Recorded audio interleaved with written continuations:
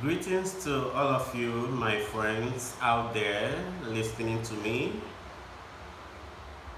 Amidst the emergence of COVID-19 in our society today, there have been lockdown, sit at home in so many places, in so many countries of the whole world. But this sit down at home has not gone well with some families, some group of people, individuals in different homes, in different communities. Why? Because of incompatibility, because of strangers in relationships, because people cannot be together, because people cannot live as one, as family, as friends. I have had the opportunity to watch several videos, violence at homes, husband and wife, husband and children, wife and children, in-laws, communities, friends, because they have been able to experience what they have not been able to experience all this while, because they have not got the time to sit down and study one another, to know the potentials of the other person. So this calls for this talk today, this lecture today, this exposure to what we have. I will not say what we don't know, what we have ignored. So this topic, I term it our relationships amidst COVID-19. Our relationship amidst COVID-19. Studies and experiences have shown that many relationships do end because of misunderstanding. Many relationships do end because of misunderstanding or miscommunication. The key words in my talk today are going to be misunderstanding and relating and miscommunication. So, still, these issues are often symptoms of something much deeper. They are just symptoms of something much deeper. So, we tend to place ourselves in the center of the relationship instead of placing the other person in the center of the relationship. We often tend to place ourselves in the center of relationship, in the center of friendship, in the center of community, instead of placing the other person, other group of people at the center. I think this is one of the major causes of miscommunication. This is one of the major causes of misunderstanding. I had the opportunity to interact with one of my course mates.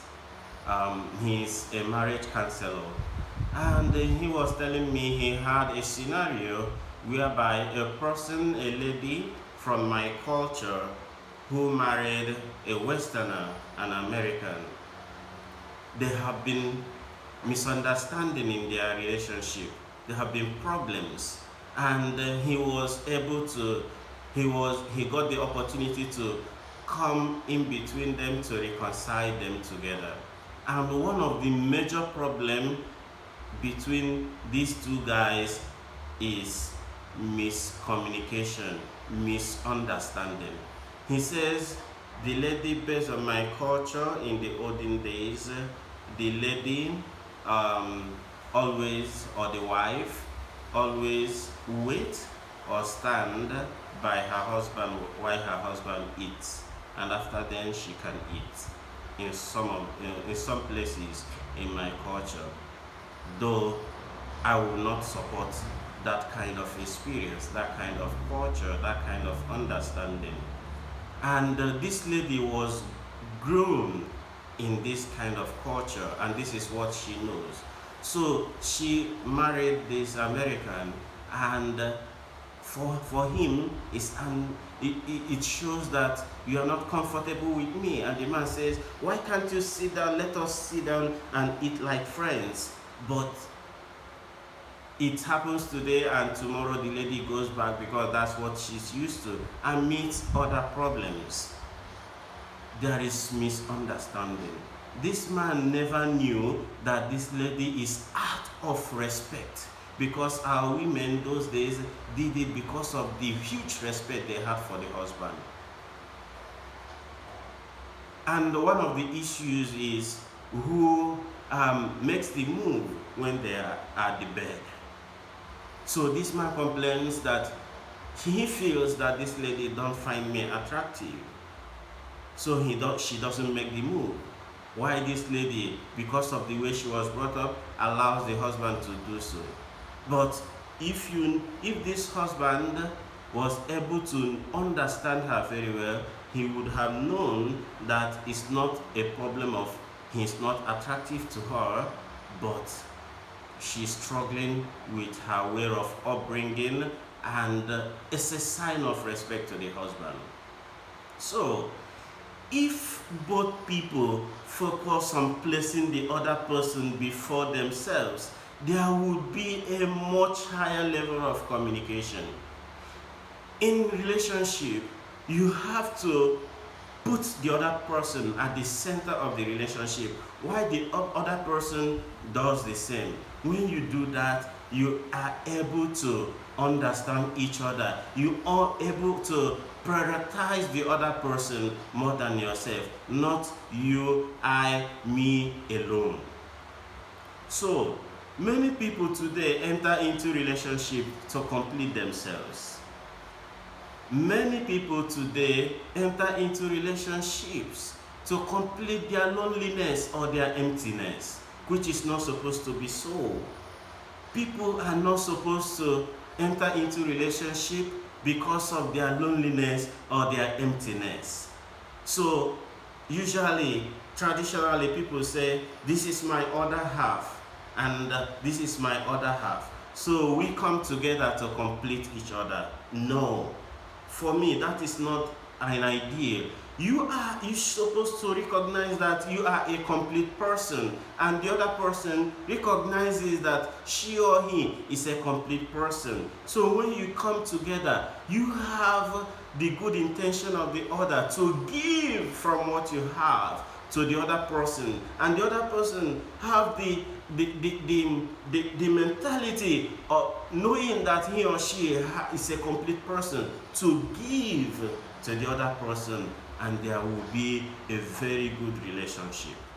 So most often, they think I am a half person.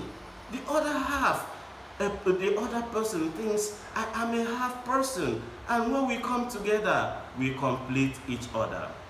And that is the problem in relationship today. You find yourself that you are not giving enough and you are expecting a lot from the other person.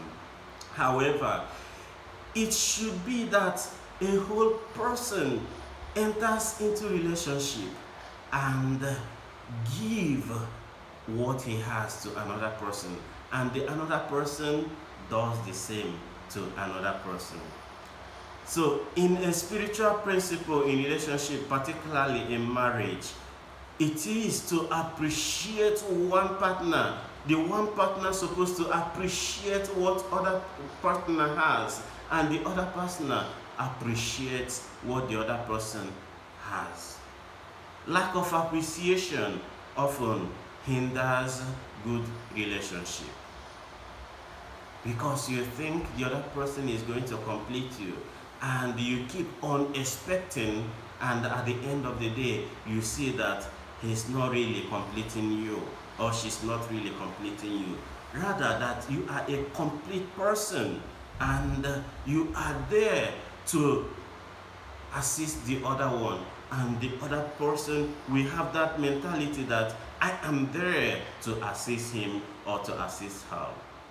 So, to love means to share. To love means to serve. To love means to actually go the extra mile to make the other person feel valued and loved. To go extra mile to allow the other person to know that he is loved, she is loved. If this is not the intention, then that is what leads to a bad relationship. So both people in relationship need to understand this sacred mystery, this sacred ideal that it is not about one person controlling the other person, but rather understanding and helping each other become better versions of themselves. You are there to help the other person to understand that I am there because I need to be in your life, because I'm there to help you. I'm there to make you feel valued. I'm there to make you feel loved. If you miss this ideal, then there is a bad relationship. Pope Francis will always say that we should not find it very easy to discard one another. Don't discard one another. You can discard a tree, a fruit, a chair, you can discard a cloth, you can discard an animal, but human beings are very essential to each other. We cannot live alone. We cannot live in isolation. We cannot live in a forest. We need each other. Often people find it very easy to discard one another. You know what? I'm done with this relationship. Why? Because you think he did not do enough for you. Because you think she did not do enough for you. Do not discard. When you discard, you don't love. Love means you cannot discard. Rather, you work towards the good of another person. You work towards completing in a positive way, making the other person feel loved, feel cherished. When you discard, it means there is no Spirit of God living in the other person, because God do not discard us. There is a theory by Radhanath Swami. He says, he gave a lesson about a honeybee. He said, the honeybee and the fly, and how it can improve our relationship and the quality of life. He said the honeybee flies from flower to flower, extracting only the nectar without disturbing the flower. When you watch flowers, this is the mango season, go to each mango tree, you can find a bee, a honey bee. The purpose is just the flower. It goes to the nectar to get what he is actually looking for, the nectar, without disturbing the flower. And that is what is supposed to happen in our relationship with each other. We look for the good of the other person. So he went on to say that he says that the mindset of the bee is to seek the essence of each flower. To seek the essence of each flower. So the honeybee keeps its focus on finding nectar amidst other distractions. So you see the honeybee flying across deserts, flying across communities, flying across all trees, all flowers, with focus to finding the essence And what is the essence? The nectar. In a relationship with one another, we have to go extra mile in understanding the other person. And what is the essence? Finding the good in another person. Finding the good in another person.